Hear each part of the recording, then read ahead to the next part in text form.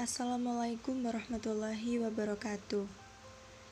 Alhamdulillahirrabbilalamin. Wassalatu wassalamu ala ashrafil anbiya'i wal mursalin Sayyidina Muhammadin wa ala alihi wa sahbihi ajma'in. Amma ba'du. Kepada yang terhormat Bapak Farid Ardiansyah SEMM selaku dosen pengampu mata kuliah Etika Profesi serta teman-teman kelas 5B Ekonomi Syariah yang sangat saya banggakan.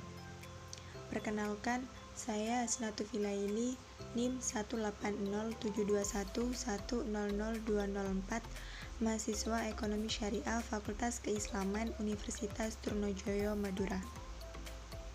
Pada kesempatan kali ini, saya akan menjelaskan materi tentang kode etik profesi pengusaha muslim.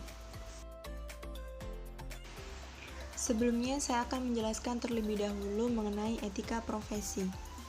Etika merupakan suatu ilmu yang mempelajari tentang arti baik dan buruk, benar dan salah yang kemudian manusia menggunakan akal dan hati nuraninya guna mencapai tujuan hidup yang lebih baik dan benar sesuai dengan tujuan yang dikehendakinya.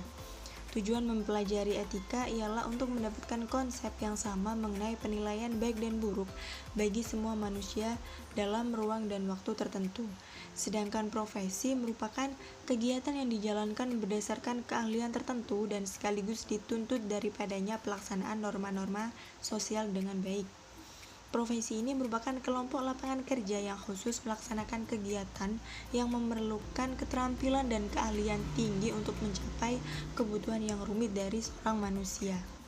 Sehingga etika profesi merupakan suatu aturan-aturan, norma-norma, kaidah-kaidah yang mengatur tentang suatu profesi atau suatu bidang pekerjaan, di mana etika profesi ini berkaitan dengan bidang pekerjaan yang telah dilakukan seseorang sehingga sangatlah perlu untuk menjaga profesi di kalangan masyarakat atau terhadap konsumen.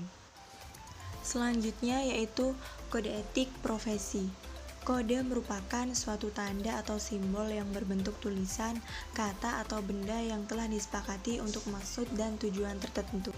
Sedangkan etik adalah sistem nilai yang menyatakan apa yang benar dan salah, kemudian boleh dilakukan dan tidak boleh dilakukan. Etik ini berkaitan dengan kebenaran, kebaikan, dan sifat wajib atau keharusan suatu perbuatan. Sehingga kode etik ini merupakan sekumpulan etika yang telah tersusun dalam bentuk peraturan berdasarkan prinsip moral pada umumnya yang disesuaikan dan diterima sesuai jiwa profesi untuk mendukung ketentuan hukum yang berlaku demi kepentingan profesi.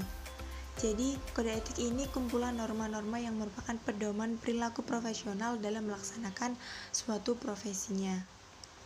Adapun fungsi dari kode etik profesi, yang pertama memberikan pedoman bagi setiap anggota profesi tentang prinsip profesionalitas yang digariskan. Yang kedua, sebagai sarana kontrol sosial bagi masyarakat atas profesi yang bersangkutan. Yang ketiga, mencegah campur tangan pihak di luar organisasi profesi tentang hubungan etika dalam keanggotaan profesi. Kemudian, kode etik profesi pengusaha muslim. Yang pertama, niat yang tulus. Dengan niat yang tulus, segala hal aktivitas yang dikerjakan di dunia berubah menjadi ibadah. Sehingga bagi seorang pengusaha muslim, niat yang tulus dimaksudkan untuk mencari kebaikan bagi dirinya, begitupun untuk orang lain. Kebaikan ini dicari oleh pengusaha muslim untuk dibagikan kepada orang lain dengan cara ikut andil memenuhi kebutuhan masyarakat melalui diberinya kesempatan kerja kepada masyarakat. Nah, dengan diberinya kesempatan kerja oleh pengusaha muslim tersebut, seseorang dapat memenuhi kebutuhannya. Dalam hal ini, niat yang tulus bagi seorang karyawan ialah dengan cara menuntaskan suatu pekerjaannya, kemudian melaksanakan tugas dan tanggung jawab sebaik-baiknya. Bagi pengusaha muslim harus beritikat baik dalam melakukan kegiatan usahanya, di mana pengusaha ini harus memberikan pelayanan yang terbaik untuk memberikan kepuasan kepada konsumen serta melakukan atau melayani konsumen secara benar dan jujur.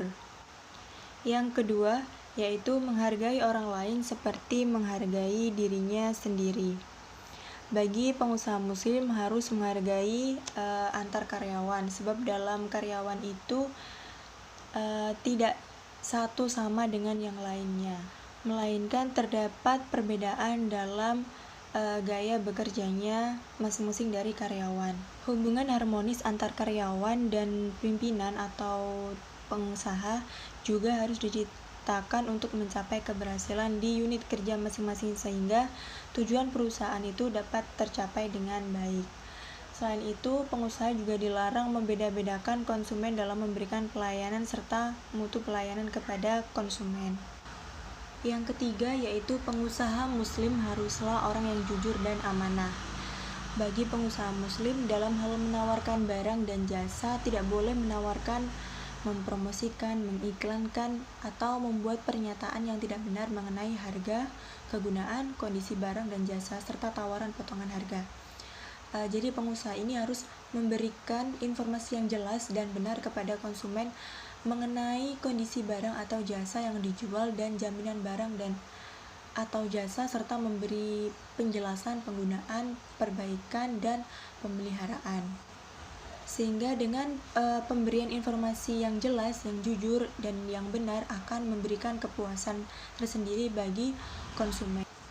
Kemudian kewajiban bagi pengusaha ini atau produsen atau pemilik yaitu menjaga kualitas dan memberikan pelayanan yang baik kepada konsumen, melakukan promosi secara sehat dan jujur sehingga tidak menyesatkan serta dapat diterima oleh masyarakat. Yang keempat yaitu tidak terlalu bernafsu kepada dunia.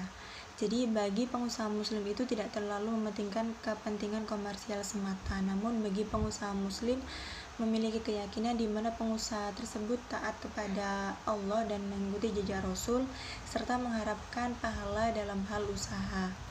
Apabila pengusaha tersebut mendapatkan keuntungan dari hasil usahanya, misalnya usahanya ini semakin laris, itu terjadi sebagai hasil tujuan sampingan, bukan tujuan utamanya, karena tujuan utamanya itu mengharap ridho dan mencari keberkahan. Yang kelima yaitu tidak merugikan orang lain. Jadi pengusaha muslim itu harus menjaga mutu barang atau jasa yang diproduksi atau diperdagangkan berdasarkan ketentuan standar mutu barang atau jasa yang telah ditetapkan di perusahaan tersebut.